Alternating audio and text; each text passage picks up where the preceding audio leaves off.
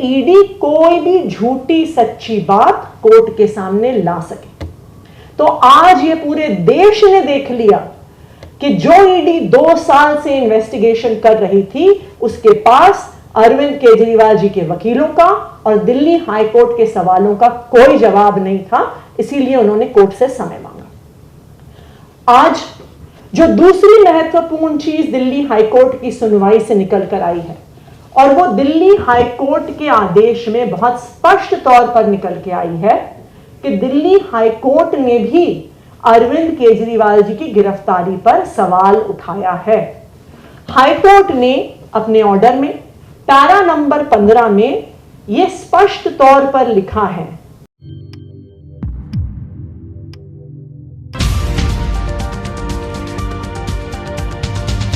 Delhi high court में अरविंद केजरीवाल जी की गिरफ्तारी पर सुनवाई। आज इस हाईकोर्ट की सुनवाई में 2 महत्वपूर्ण चीजें निकल कर आई। सबसे पहली बात, जब अरविंद केजरीवाल जी के वकीलों ने इस बात को कोर्ट के सामने रखा कि ये गिरफ्तारी गैर कानूनी है, ये गिरफ्तारी गैर लोकतांत्रिक है, ये गिरफ्तारी पॉलिटिकली मोटिवेटेड है, इस गिरफ्तारी के पीछे कोई प्रमाण नहीं है, ईडी के पास कोई भी जवाब नहीं था। वो ईडी जो पिछले 2 साल से इस केस की जांच कर रही है, वो ईडी जिसने सैकड़ों अफसर इस केस की जांच में लगाए हुए हैं, वो ईडी जो हजारों जगह रेड कर चुकी है, वो ईडी जो बार बार कोर्ट में आके कहती है कि मनीष सिसोदिया को बेल नहीं मिलनी चाहिए, संजय सिंह को बेल नहीं मिलनी चाहिए, विजय नायर को बेल नहीं मिलनी चाहिए, आज उस ईडी के पास अरविंद केजरीवाल जी के वकीलों का और हाई कोर्ट के सवालों का कोई जवाब नहीं था। आज ईडी ने कोर्ट से समय मांगा जवाब देने के लिए। इसका क्या मतलब है?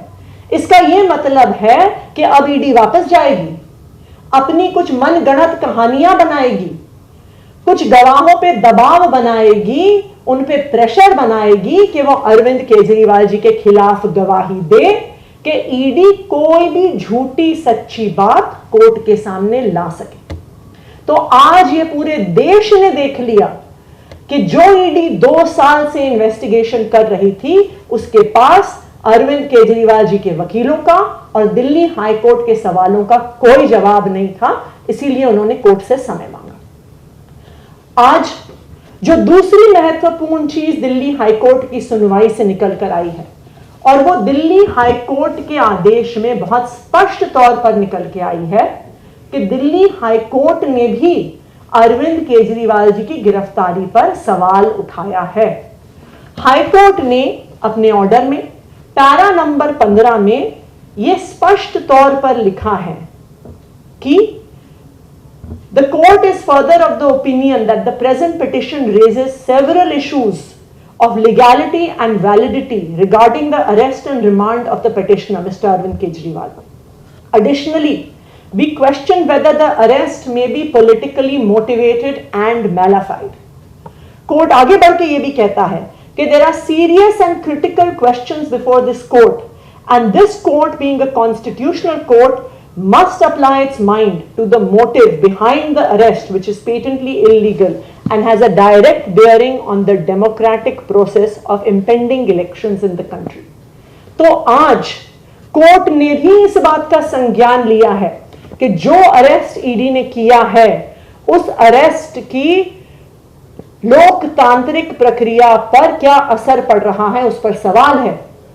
जो अरेस्ट ईडी ने किया है उसकी लीगैलिटी पे सवाल है, जो अरेस्ट ईडी ने किया है उसकी पॉलिटिकल मोटिवेशंस पर सवाल है।